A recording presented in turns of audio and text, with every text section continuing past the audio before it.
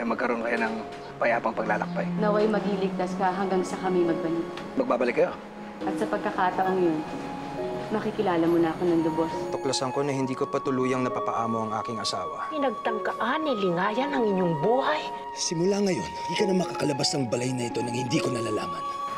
Marahil siya nagpadala ng kalatas upang tayo balaan. Hawak ko ang isang lihim na makapagliligtas sa akin at magpapahama kay Lingayan at sa kanyang mga anak.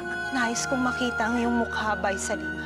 Nais kong mapatunayan kung ikaw nga ba o hindi ikaw ang aking anak. Hindi na ako magkakailapa sa'yo, Iloy. Ako si Amaya. Tama ang aking paligid. Buhay ka. Iloy. Bago tayo mag-usap, nais kong malaman, sino ba itong mga kapanalig na sinasabi mo? Ikatutuwa ninyo kapag malaman niyo kung sino siya. Babalikan kita.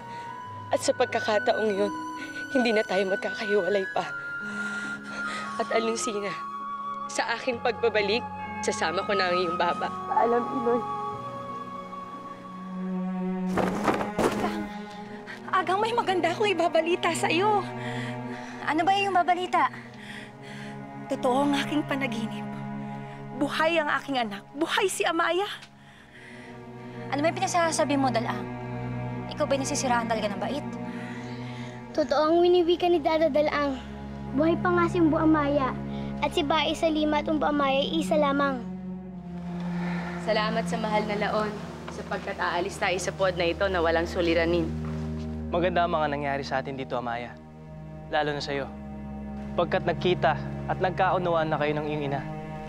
Isa siya sa mga dahilan, kaya nais kong ituloy ang ating hakbang. At nais kong magtagumpay dayaw upang makapili ko na ang aking Iloy habang buhay. Mangyayari ang lahat ng iyong ninanais, Amaya. Pagkat ngayon pa lang, nararamdaman ko na magtatagumpay tayo sa ating gagawing pagbabalik at pagkubkub sa inyong puod.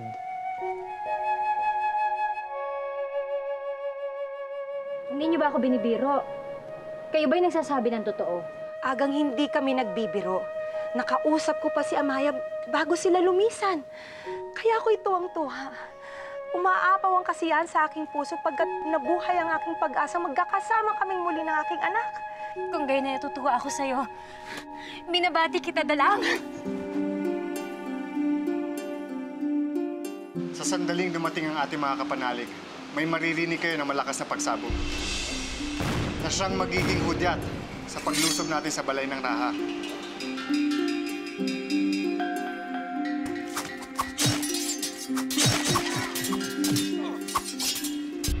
Ito ang natalakay namin gagawin natin sa aking pakikipag-usap sa ating mga kapanalig. Mainam ang mga napagpulungan yung mga hakbang. Hangahin ako dito. Ngunit napakarami ng mga mandirigma ni ang away. Kahit may mga bago tayong kapanalig, hindi pa sapat ang ating bilang. Patid ko yan, Ginoo. Kaya nga isinugod namin ng mga mandirigma upang mangalap ng mga bibiling bihag. Nang sa ganun madagdagan pa tayo. Kung gayon, inaasahan ko na sa kanilang pagbalik, may mga bago na tayong kapanalig. May inabot ka mong kalatas si Bayang kay Bagani? Ano naman ang nilalaman ng kalatas na iyon, Apong? Isang hudyat na naghihikayat sa Ginoo na gawin na ang kanilang binabalak na paghihimagsik laban sa Raha. Kung gayon ay maaaring maganap nga ang paghihimagsik anumang sandali. Kahit pag-igihin mo pa ang iyong pagmamanman sa kanila, nang sa gayon ay madagdaga na ipapabatid natin kay Dian Lamitan. Apong, saan ka magtutungo? Bakit mo tinatanong? Sapagkat pinapasundo ka ng Raha at ng punong babaylan, sumama ka na sa akin ngayon din. Asahan niya rin na hindi tayo titigil sa paghihikayat ng iba na sumanib sa ating pangkat. Ang aking dalangin lamang ay wala na sanang makapagpigil sa ating gagawin. At gaya ng inyong kapanalig, nais kong magwakas ang pamumuno ni ang away. Nang sa gayon ay mailigtas namin ang aming Iloy mula sa kanya. Matutupad ang lahat ng yan ng walang balakid, Ginoo. Titiyakin ko yan sa inyo. Sana. Mahal na Raha, punong babaylan. Nais niyo raw ako makausap. Sa lahat ng aking kapanalig, ikaw ang pinakamatapat. At laging maaasahan sa lahat ng bagay, sa lahat ng sandali. Ngayon ang pagkakataon mo upang ipakita ang katapatan mo sa ating mahal na Raha. Nais kong iyong ilahat ang naging bunga na iyong nakalap mula sa iyong masusing pagsubaybay sa mga gawain at pagkilos ni Bagani. Mga nakalap, Uray. Ang sabi sa akin ni Uray Hilway, ikaw raw ay kanyang inutusan upang bantayan ang mga kilos at gawain ni Bagani. Ngayon, kung meron siyang masamang binabalak laban sa amin, nakakatiyak ako na ikaw ang unang makakaalam nun.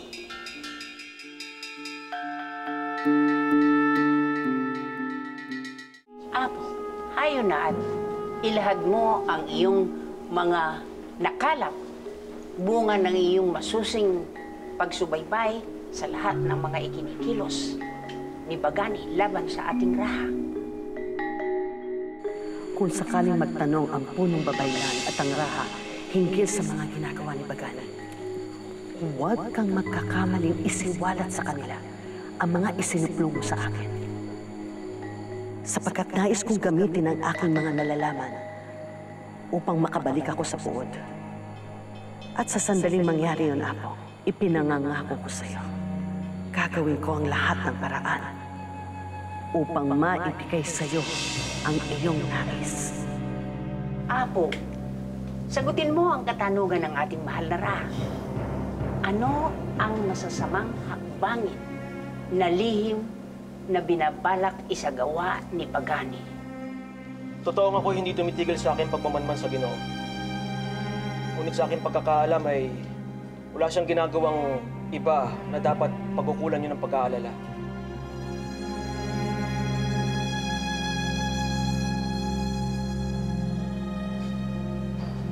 Mabuti kung gano'n. Salamat sa iyong katapatan.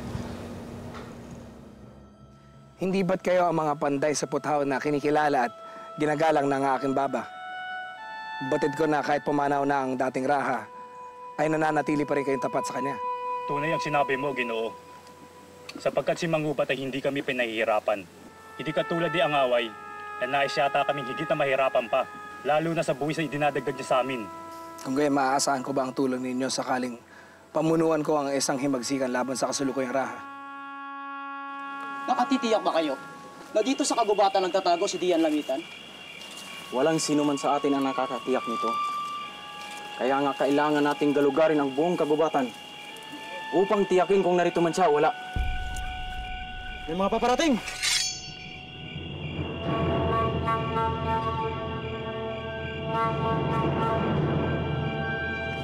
Wag! Wag! Kayang, huwag kang matakot. Hindi mo na ako kailangang hikayatin pagkat sasama ako sa iyong nais, Ginoo. Tagang salamat. Gayon din ako, Ginoo. Sasama ako sa iyo. Tagang salamat. Gayon din ako, Ginoo. Asahan mo, sasama ako. Tagang salamat. Mahalagang manatiling lihim ang usaping ito. Ngunit hinihikayat ko kayong magsama pa sa ating pangkat. Mga taong mapagkakatiwalaan ninyo. Siya namin gagawin, Ginoo.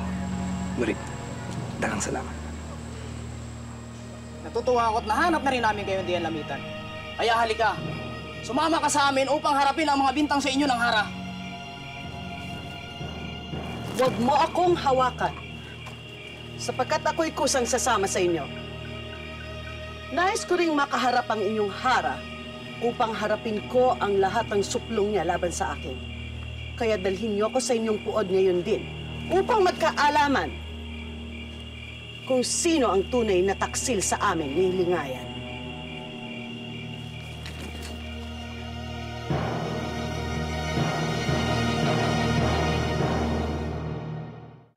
Tiyak akong naglalakbay sila patungo sa kanilang bandang kumukupkup sa kanila. Sana'y dumating sila ng maayos at ligtas. Siya nawa, Dalaang. Siya nawa. Ay, maiba tayo. Alam na ba ni Binayaan ang tungkol rito? Alam na ba niyang buhay ang kanyang kapatid na si Amaya? Hindi ko pa naibabalita sa kanya. Ngunit natitiyak ko, siya man ay matutuwa. Kung gayon, ay bumalik ka na sa balay. Na, may lahad mo na sa kanyang mabuting balita. Tayo na, Sina.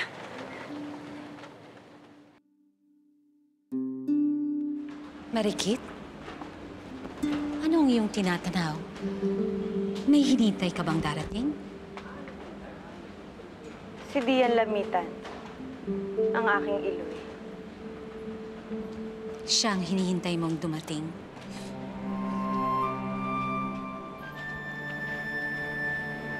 Kabaligtaran ng iyong sinabi ang aking ibig mangyari. Ayaw ko na siyang magbalik pa, pagkat ayaw ko na siyang makasama pang muli.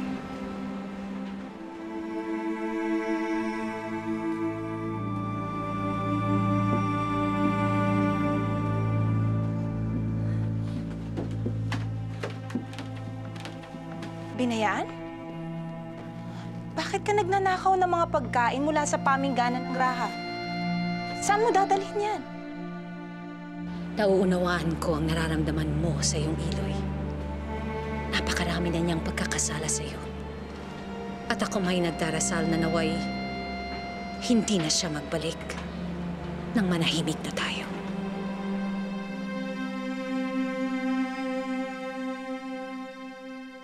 Anak, bakit hindi ka makaimik? Saan mo dadalhin ang mga pagkain yan? Wala, Iloy. Ibibigay ko lamang ito sa mga ibang taong nagugutom sa puwet na ito. Hindi. Dadalhin mo yan kay Dian Lamitan, hindi ba? Ano yung sinasabi, Iloy? Umamin ka na. Alam mo kung saan nagtatago si Dian Lamitan, kaya madalas kang nawawala rito. At ang mga pagkain yan ay dadalhin mo sa kanya, hindi ba? Masisisi niyo ba ako kung tulungan ko siya? Gayong batid niyo naman na siya ay aking tunay na ina. Dadadalang! Tama ang sinabi mo. Siya nga ang tunay mong Iloy. Kaya hindi kita masisisi kung siya'y tutulungan mo o dadamayan mo. Ngunit batid mo rin na meron siyang kasalanan sa ating mahal na Hara. At ang pagtulong mo sa kanya, ibig sabihin, pumapanig ka sa kanyang kasamaan. Hindi ako pumapanig sa kanyang ginawang kasamaan. Ngunit tulad nga ng sinabi ko sa inyo, Iloy, siya pa rin ay aking tunay na ina. At kahit siya ay masama, hindi ko na naisin na siya ay mapahamak. Kaya't bahala kayo kung nais niyo ko isuplong sa Hara. Hindi ko kayo pipigilan. At sa tingin mo'y kaya kitang isuplong sa ating Hara. Hindi ko magagawa yan, Binayaan. Kahit batid ko na itinatago mo si Lamitan. Ngunit ito ang alam ko. Mula sa araw na ito, hindi na dapat kitang pagkatiwalaan.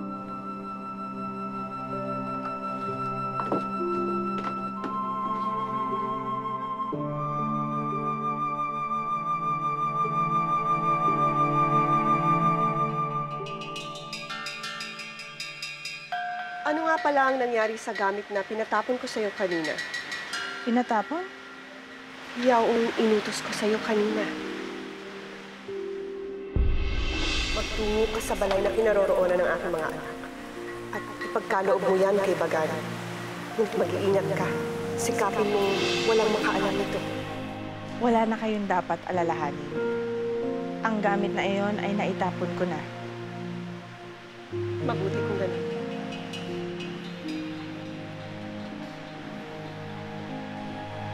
Anong kailangan mo? Ano ang iyong pinag-uusapan? Ikakatuwa mo to, Hara. Pagkat ibinalita na sa akin na natakip na si Dian Lamitan.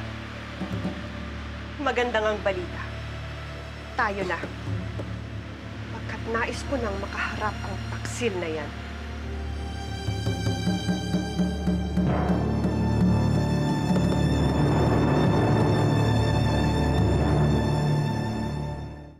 Dayaw, anak! Ama! Ako'y natutuwa at kayo nakabalik ng ligtas. Nasaan si Amaya? Pinagagala ko na naging mapayapa ang inyong pagbabalik, Amaya. Kung alam mo lang kung ilang gabi kong pinanabika ng sandaling ito upang makabalita ukol sa aking anak. Wala kang dapat ipag-alala, sapagkat nasa maayos siyang kalagayan, Dado. Mabuti kung ganon. Higit sana akong magiging masaya kung magkakasama kaming muli. Mangyayari yan kung sasama ka sa akin at kung pamumunuan mo ang aming pangkat sa paglusob sa mga kaaway.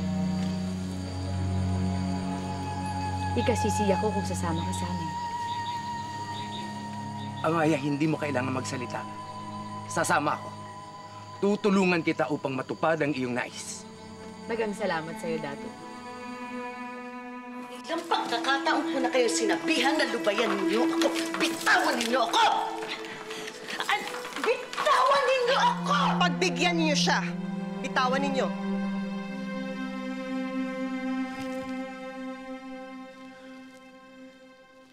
Binayaan, bakit tila malungkot ka? Nagkaroon lamang kami ng kaunting tampuhan ng aking Iloy Dalang. Ngunit wala ito, Bayang. Huwag mo na akong pansinin. Sandali lamang. Meron akong nais pabatid sa'yo. Ano yun?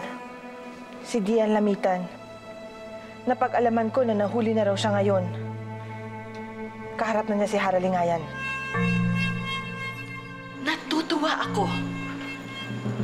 At ikaw ang aking unang nakita. Ngunit, nasaan ang Raha? Siya ay umalis.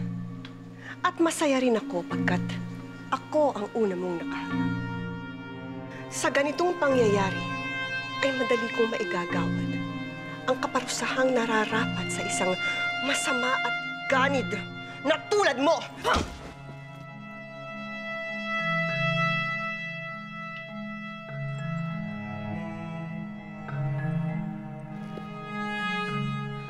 Batid ko, nalabis kang natutuwa sa ating pagkikitang muli, Lingayan.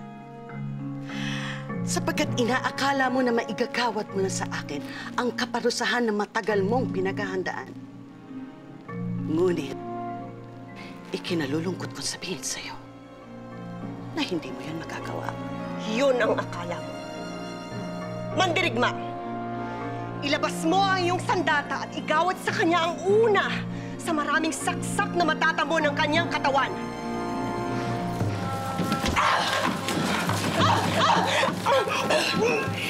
Isisiwalat ko sa Raha na si Bagani ay nagbubuo ng pangkat upang maghimagsik laban sa Raha.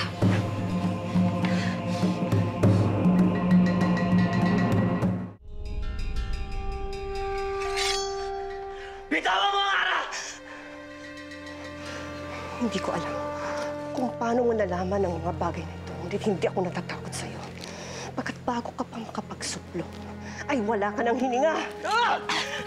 Paslagin ninyo ang babae niya ngayon din! Kapag ako'y napaslang, mayroon akong mga tao na magsasalita at magsusuplong ukol sa aking nalalaman. Anong pinagsasabi mo, Lamitan? Hindi kita nais na sagutin ngayon. Pagkus, tatanungin ko ang Hara. Nais mo ba talaga akong maparusahan? O ang iyong mga mahal sa buhay? Nakausap ko na ang kapanalig nating Dato. Sila may naghahanda rin sa ating paglusob. Hindi lamang kayo ni Dayo ang lulusob, Amaya. Sasama rin ako upang matulungan kita na mapalaya ang iyong puod. Hindi kita maaring tanggihan, mahal na pusaka. Sapagkat kakailanganin namin ng maraming tulong. Ngunit hindi lamang mandirigma ang aking kailangan. Kakailanganin ko ng isang karakoa sa ating paglalakbay. Karakoa? Ngunit saan tayo kukuha ng karakoa? Naniniwala ako na may karakoa sa banwa nila Agto. Mayroon nga silang karakoa. Hayaan niyong ako na lamang ang pumaroon bukas upang makausap ang kanilang Dato sa tulong ni Agto. Dagang salamat sa'yo. Naway mapakiusapan mo sila upang makahiram tayo ng karakoa sa ating paglalakbay. Napakadali ng aking tanong, Lingayan. At naghihintay ako ng iyong pahayag. Nanaisin mo ba talagang ako'y mamatay? Ikulong ninyo ang babaeng ito. At huwag ninyong hayaan makipag-usap siya kahit kanino!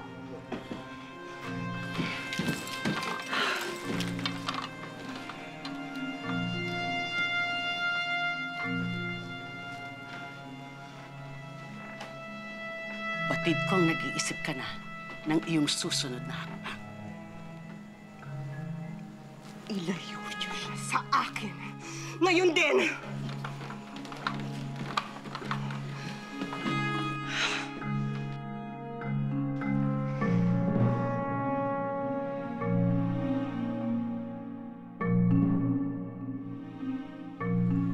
Huwag kang umalis, Binayaan.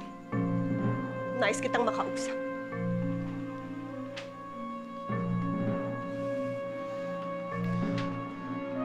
Para tawag, nais kong ipakilala sa'yo ang ating mga bagong kapanalig. Sila ang mga panday. Natutuwa ako at nahimok na silang sumanib sa atin. Magiging malaking tulong kayo sa aming gagawin. Tama ang iyong tinuran. Sa kanila manggagaling ang mga kagamitan na ating kakailanganin sa ating pagkaklas.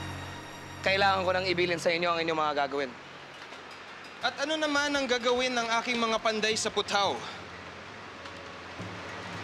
Sabihin mo sa akin, ano ang dahilan ng inyong pagpupulong? At ano ang ipinagutos mo sa mga panday?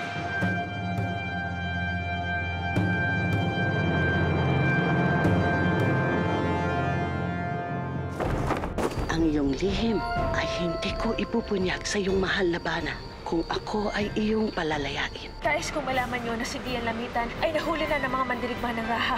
Masayang-masaya ako, Dadamantan. Hindi na pahihirapan ni Iloy ang aking buhay. Batid ko ang nangyari sa'yo. Ngunit si Dian Lamitan ay ati pa rin ni Iloy. Hindi dapat kayo natutuwa na siya ay mapaparusa.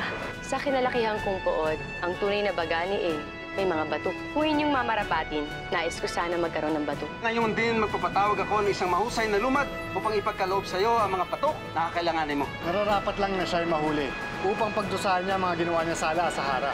Ngunit kapag siya ay pinarusahan ng Hara, ibubunag niya ang lahat ng kanyang nalalaman hinggil sa ginagawa nating paghihimagsik.